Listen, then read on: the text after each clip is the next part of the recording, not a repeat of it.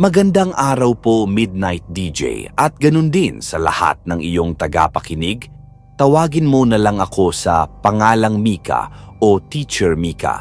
Gusto ko lamang pong ibahagi ang aking karanasan noong magturo ako sa isang liblib na bundok sa probinsya ng Quezon.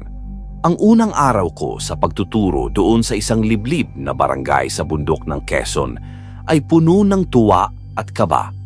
Matagal ko nang gustong maranasan ang magturo sa isang tahimik na lugar, malayo sa ingay ng syudad, pero hindi ko inakalang ang tahimik na anyo ng baryo ay may tinatago palang kakaibang sikreto. Habang paakyat ako sa makitid na daan, dama ko agad na may mabigat na hangin na tila sumusunod sa bawat hakbang ko. Habang lumalalim ang paglalakad ko papunta sa maliit na paaralan, pakiramdam ko ay may mga matang nakamasid sa akin. Wala namang tao sa paligid pero may presensya na parang nagbabantay.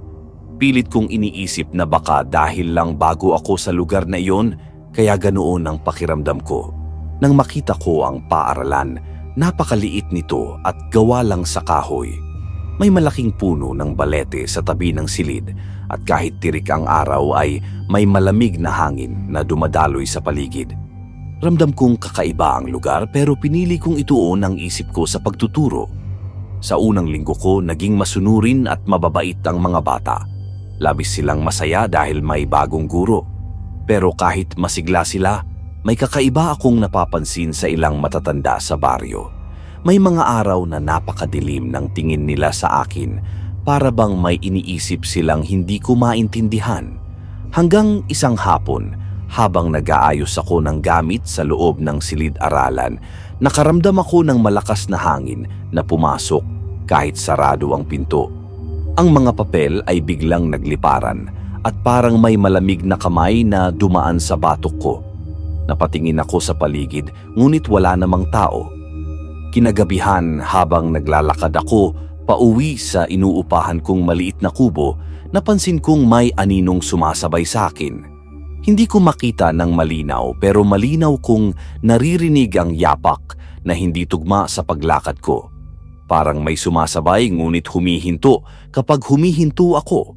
Habang lumilipas ang mga araw, unti-unti kong nararamdaman na hindi normal ang baryong ito. Ang mga hayop sa paligid ay tila laging takot.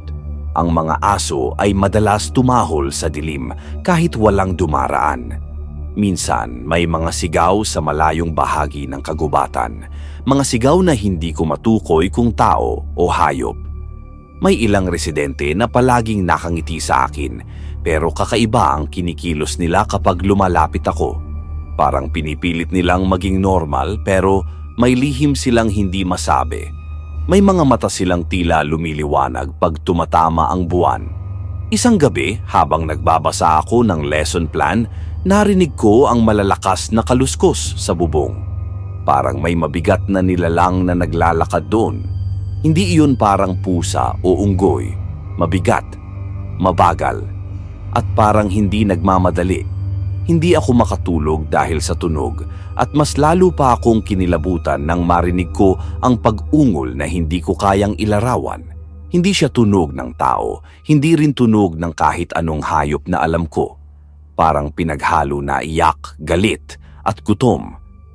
Kinabukasan, tinanong ko ang ilang estudyante kung may hayop bang gumagala sa gabi sa bundok. Hindi sila sumagot at halatang ayaw nilang pag-usapan ang narinig ko. Natakot sila at doon ko mas lalong naramdaman na may malaking bagay akong hindi alam. Sa sumunod na gabi, narinig ko ulit ang mga yapak, pero mas malapit na ngayon. Tila nasa labas na mismo ng dingding ng aking kubo. May humahaplos na tila kuko sa kahoy at nagiiwan ng mahabang gasgas. Ang lakas ng tibok ng puso ko dahil alam kong hindi iyon normal na nilalang.